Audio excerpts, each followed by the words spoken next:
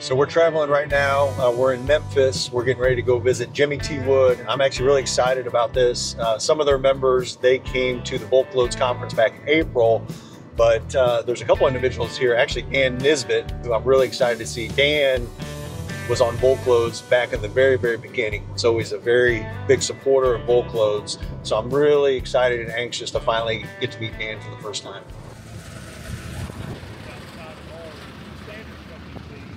Want to hear some of that techno music?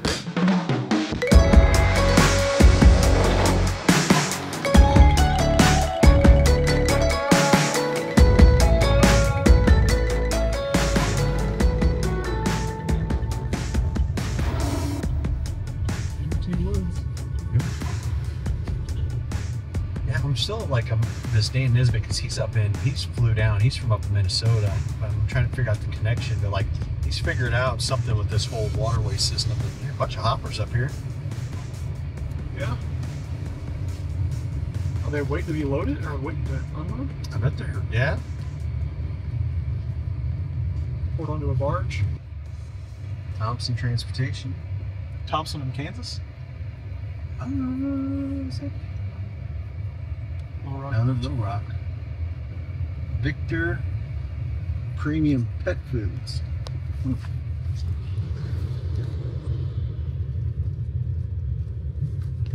Yeah, Caleb checked in at the guard shack, and then they said park around the guard shack.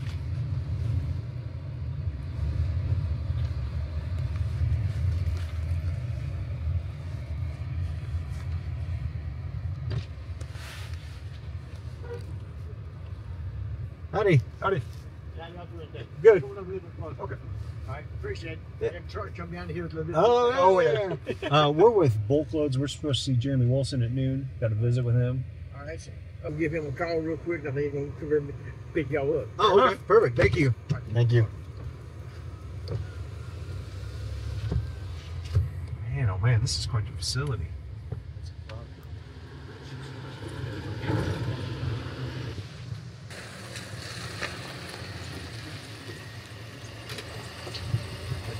Gentlemen, How's it going? hey, how about the whole crew? What our plan will be, we've got Dan, who I think you know, they're at the airport. They got delayed with the storms and stuff coming through. So they're getting picked up. They're going to join us after we do the tour. So we'll do a tour of the facility and show you what we've got. Yeah. And then by the time we finish that, they should be in. We'll meet up in the conference room down there. So that work for you guys? Yeah, perfect. Awesome. Well, speaking of the conference, so I won one of the fowl hunting trips and hadn't got an email yet. You will. We have actually been talking about that. Are you the waterfowl or the upper waterfowl? Okay, so I'm on it. We'll say the dates. It's going to be in January. Yeah, I'm excited about that one. It's in Oklahoma. We've been there, and it's a 46,000 acre range. Oh wow! It's the oldest and largest range in Oklahoma. So. Y'all have a good trip in. Y'all obviously drove in. It wasn't bad. Right around on this side of the West Plains, there was a semi truck wreck, and they delayed us a little bit. Yeah, it rained a whole bunch though. It probably did here too. But We skirted a lot of it. Most of it stayed west of us, thankfully. But we probably got a couple of inches overnight this morning.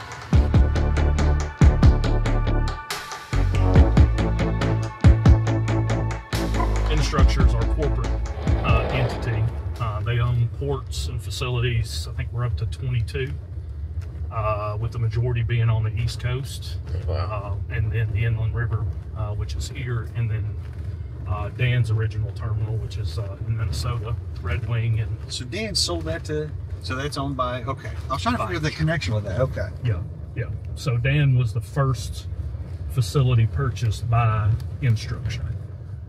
And then from there, they started purchasing the other facilities, Full and Dock and Warehouse, Jimmy T. Wood. Okay. We're all together as a part of this location, even though we're separate entities from an LLC standpoint. We're still all the same company, I guess you'd say. And so that's all been within the last 12 years. I mean, Even less than that. Yeah. It was 2018. Okay, yeah. I guess I said Dan, I've known him, well, I've never met Dan, but we've talked back and forth, but he joined BulkLoads back in, I think, 12 or 13. Right. Yeah. So this is obviously the beginning of our journey here is our port. We unload and offload, you name it, as far as commodity standpoint goes. Bulk rock, ore for the steel mills. So we have a set time frame throughout the year that we're allowed to run our dredge operation. And the Corps of Engineers, the relationship that's been there for the, 50, 60 years, there's still a lot of value in those relationships, right? So Yeah. Where's the corporate office for? We have two co-CEOs, Matt and Philippe. One's based in Boston, one's based in New York. Okay. So our corporate offices are there. Any of the other groups have a trucking division like Jimmy T. Wood then? We do. We acquired Richardson Trucking, which was a family-owned and operated business. We purchased them last year. They're about the same size as we are, slightly bigger as far as the trucking side goes. In the Houston port, it's mostly steel that's handled through the Houston port, steel pipe, steel plate, things of that nature. But they've got, I think, 60 trucks, whereas we've got 50 trucks that we run as far as operational. And then we have multiple locations that are on the Port of Houston for our operations side on the port. And then we have a facility in Mobile that was a part of that as well, part of the Richardson Trucking piece. They handle pretty much the same type of product out of the port there in Mobile. And then we have a facility, Sionis, that offloads the majority. It's a refrigerated warehouse. They offload vessels coming in off the Gulf. Mostly it's frozen chicken that comes in that we warehouse there. So it's a big conglomerate of different products. Jacksonville is mostly lumber that we handle coming in, and then also military equipment that's coming in from overseas, Humvees, tanks, all of that. And then we also have the Port of Canaveral, and we handle all of the Disney Cruise Line business as far as moving the boats and ships into the port. Oh, wow. That's awesome. Golly. You said it, so like 2018 was when it all kind of really, they started kind of buying all these and putting it together. Yep. Wow.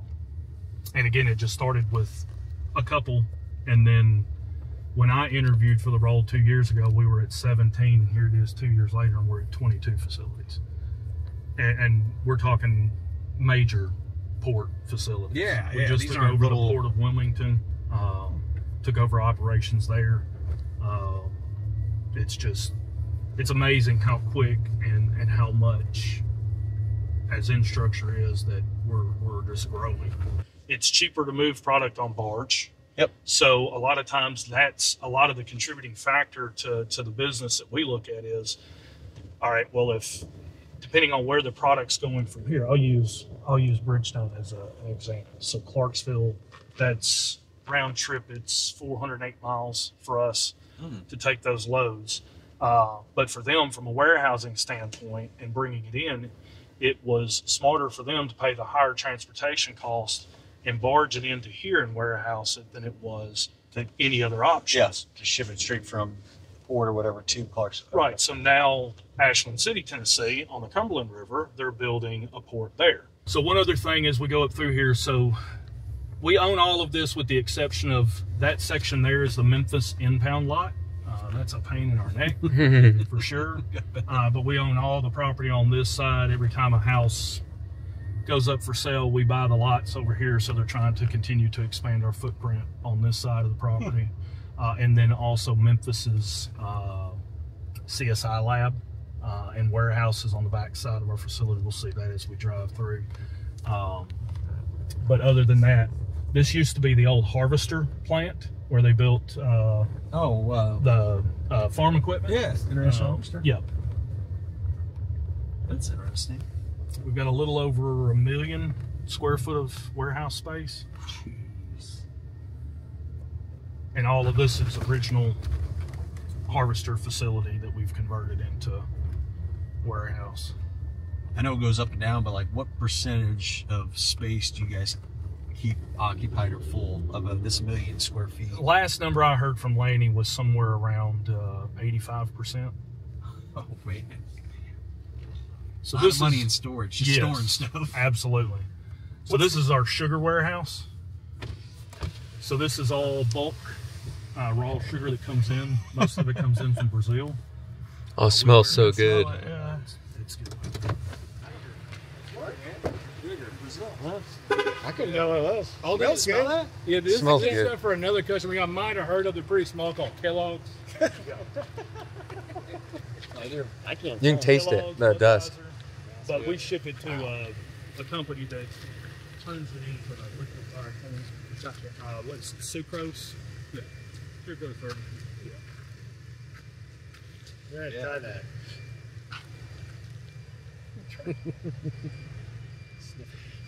Get you energized. Raw sugar, unprocessed. Then it'll get loaded onto. We load it on end dumps, and then we'll deliver that to sucrose services for them to fill their warehouse for. Where are they? They're downtown. Okay, so it's just going across town. Yeah, So you're loaded on in dump or dump trucks and then just. Yeah, it would be an end Show dump, and then they get it and they turn it into liquid. Yeah. Yeah, they'll break it, cook it. When they're booming, we'll do 8 loads a day. We'll send the some drivers back and forth all day long to deliver the loads for them. How often Because does of load. How often does a barge of this come on? I was asking today because we're about to where we need low. one. Yeah, we're getting low. I would say it's probably. It seemed like there for a while it was just every quarter we'd get a number of barges coming in because I've seen this thing. Oh, it's been all the way. Almost We'll get out. eight tows at a time. They'll run sugar for 2 weeks. We'll put 5 dump trucks on it, and they're just all day long. So like the cleanliness doesn't matter as much. You said Kellogg's. What are they like? Most of it good. We said they're melted, so they're Yeah, probably melt high it. temperature. Yeah. Gotcha. Yes. Makes sense. So you don't have to worry about like any load get rejected or anything. No, like no, that.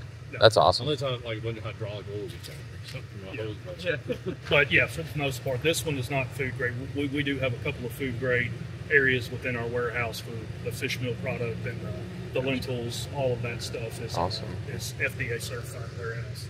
So how much is roughly in here right now? Any idea? If I had to put money on it, that might be a barge and a half in here. That's what I was also curious about. How I'd much? say 300 or 400 tons. Yeah, wouldn't it? Well, a barge is 1,500 tons. Oh, shit. Okay. So that's what I was curious. How much a barge is? Yeah, it's 77 trucks. So another barge in here will fill this thing. I mean, bring it out here quite a ways. Well, we do have a stacker that we can Shoot it back. and Load it back. get it up. Yeah. Otherwise, we'll have a big front end loader that comes in, pushes it up as we get it in, and then it comes to maximize capacity. It's real funny whenever you start running a lot of the bees, you get all worked up and excited, and all these trucks are going down. You just see a bunch of bees following down. So you guys are just the put-boots. No, you guys aren't buying or trading any of this. No, we're the middleman. You're just the middleman. Yeah. What, and I assume Kellogg's has another, they're buying it from somebody else that's. Yeah. Yeah. Most of ours, that's what we deal with are, well, some of ours. Third-party Yes. trader that's. Yeah. The only commodity that we own is the rock. Yeah. Okay. So do they buy this directly from the Brazilians then? Like, it's like Yeah, I know this whole load that was in here all came in from Brazil. Yeah, it's a fancy organic. bigger. And again, I would imagine that they probably look at different suppliers when they're buying the commodity and bringing it in. And then what we'll do as far as rotation of the product, as you can see, we've emptied out one side and we'll work our way around. And when the next barges come in, we'll just follow back around to get all of that product back out. That is one thing that we'll pay attention to is rotating the stock from that standpoint. Because, I mean, as you can see, the top there has just dust accumulation on it, but through the process of which they, break it down and process it through their plant,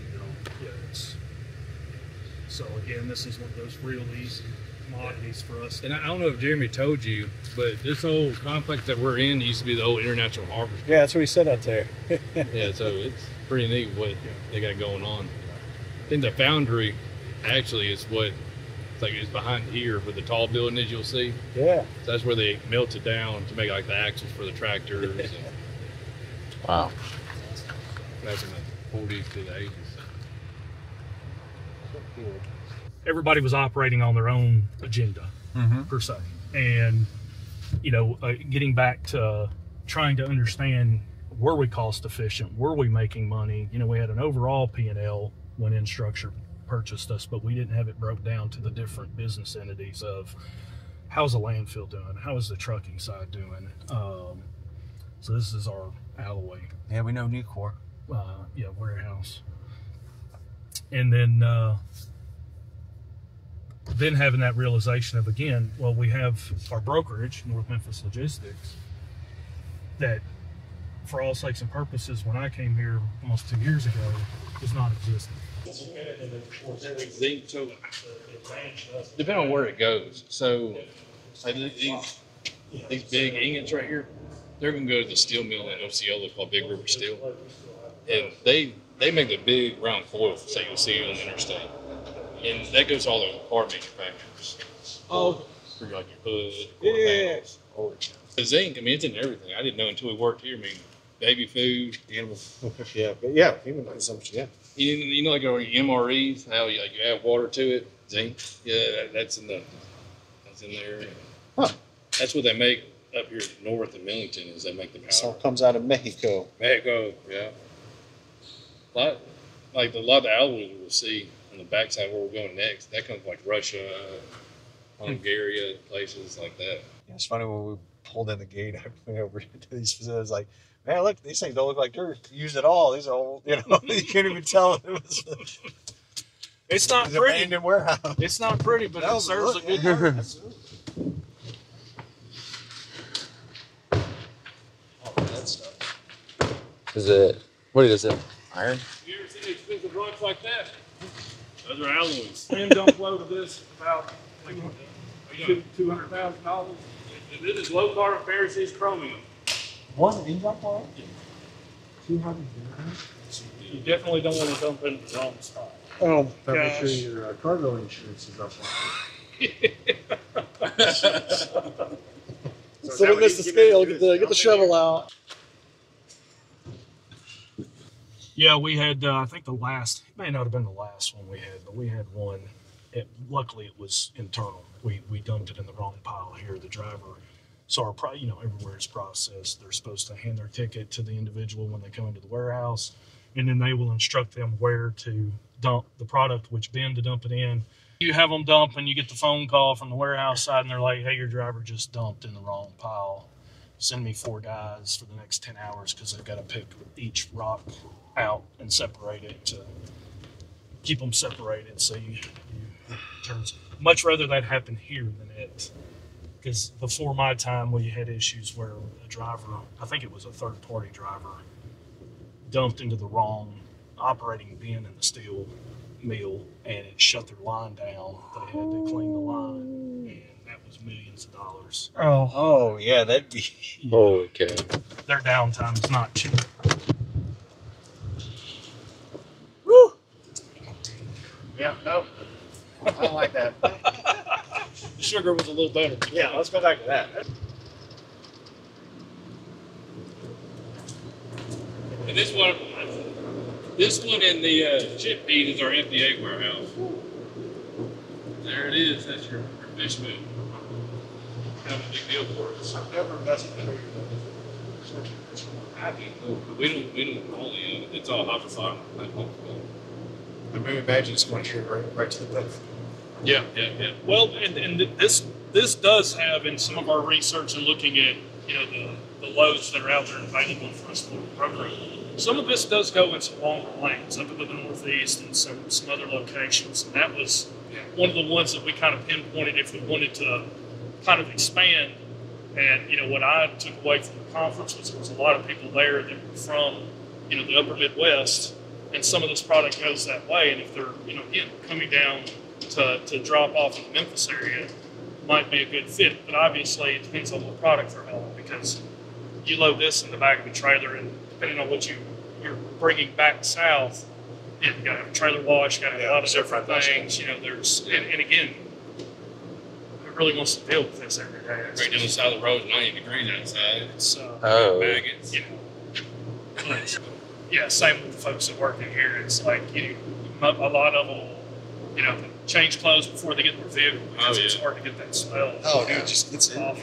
So, yeah, that's long enough. On that note.